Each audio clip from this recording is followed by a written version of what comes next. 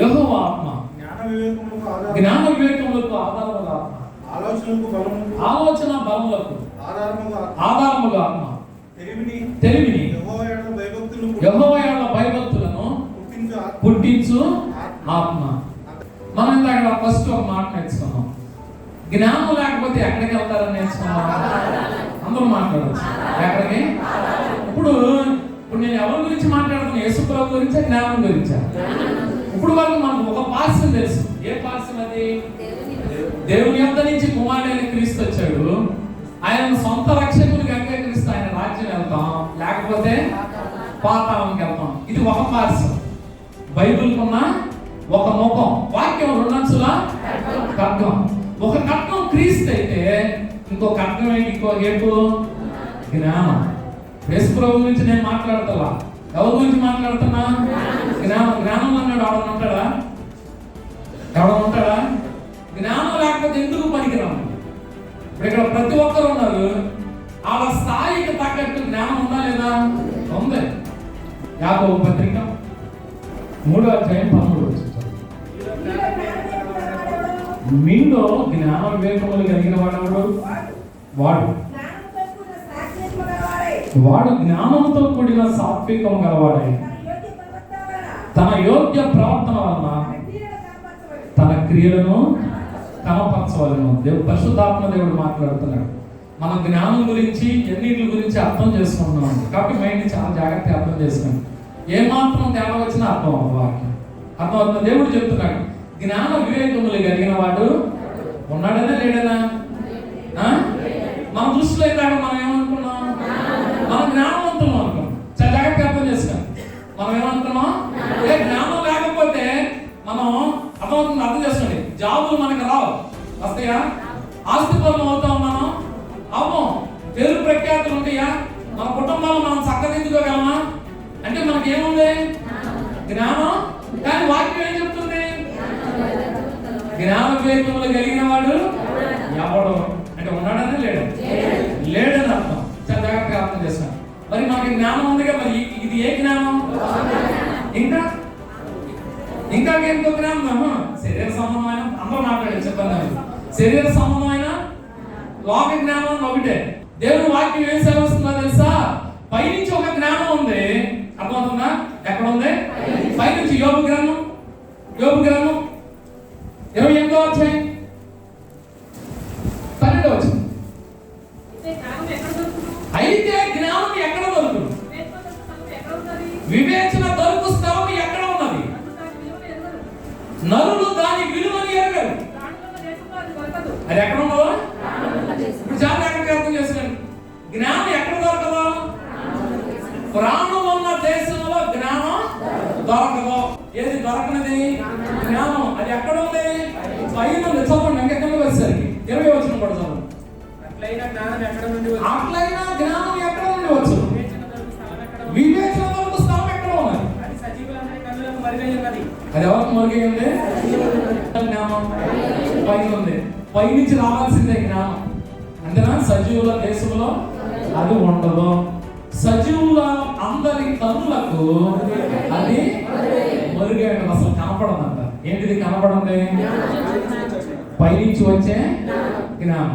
కాబట్టి పైన ఉన్న జ్ఞానం అర్థం చేస్తారు.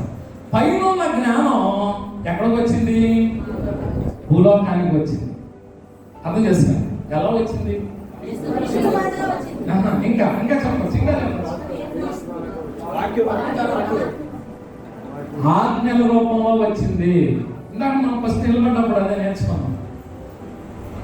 ఏం నేర్చుకున్నాం? యెహోవా ఆత్మ జ్ఞాన వివేకములకు ఆధారముగా ఆత్మ, ఇంకా ఆలోచన బలములకు ఆధారముగా ఆత్మ, తెలివిని యెహోవా యందు భయభక్తులను పుట్టించు ఆత్మ. అక్కడే ఉన్న పాయింట్.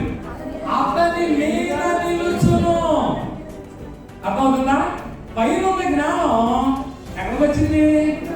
ఎలా వచ్చింది? మనిషి రూపంలో వచ్చింది, ఆత్మ రూపంలో వచ్చింది, ఆజ్ఞల రూపంలో వచ్చింది. ఇప్పుడు పైనుంచి వచ్చిన జ్ఞానం ఏ రూపంలో వచ్చింది భూలోకానికి? క్రీస్తు రూపంలో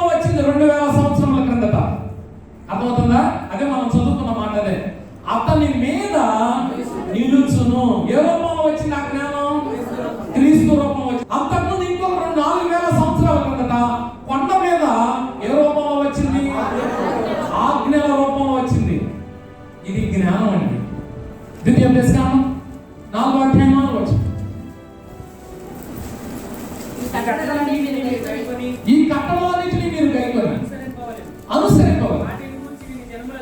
వాటిని గురించి మీరు జనుల దృష్టికి. ఏది జ్ఞానం? ఇప్పుడు జాగ్రత్త పాయింట్ పట్టుకోండి. కట్టడలను అనుసరించి నడుచుట జ్ఞానమా? కట్టడలను అనుసరించి నడుస్తూ ఆ కట్టడల గురించి మాట్లాడటం జ్ఞానమా?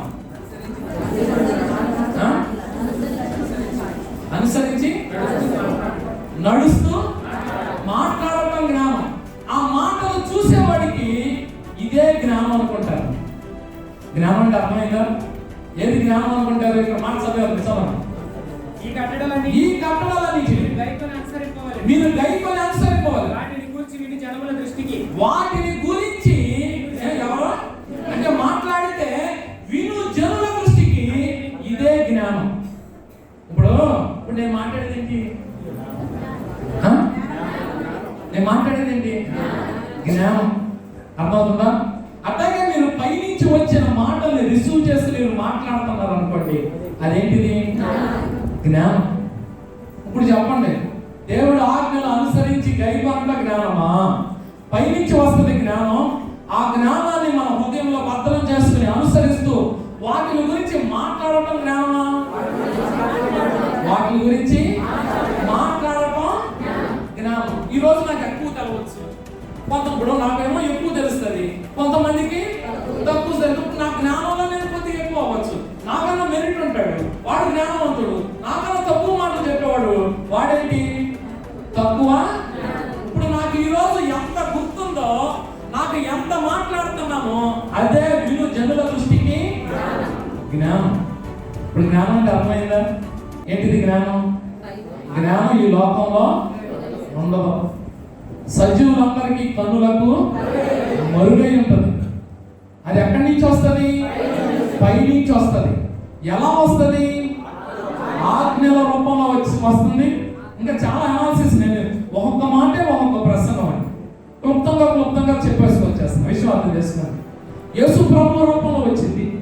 అంతకుముందు 4,000 సంవత్సరాల కిందట ఆజ్ఞల రూపంలో వచ్చింది. ఆయన వచ్చి ఆ ఆజ్ఞలని అనుసరించి నేను నడుచి ఆ మాటలు నలుగురికి చెప్తున్నాను అనుకోండి, విను జనుల దృష్టికి ఇదియే మాట్లాడటం జ్ఞానం. అనుసరించి నడవటం జ్ఞానం. అనుసరించి నడిచి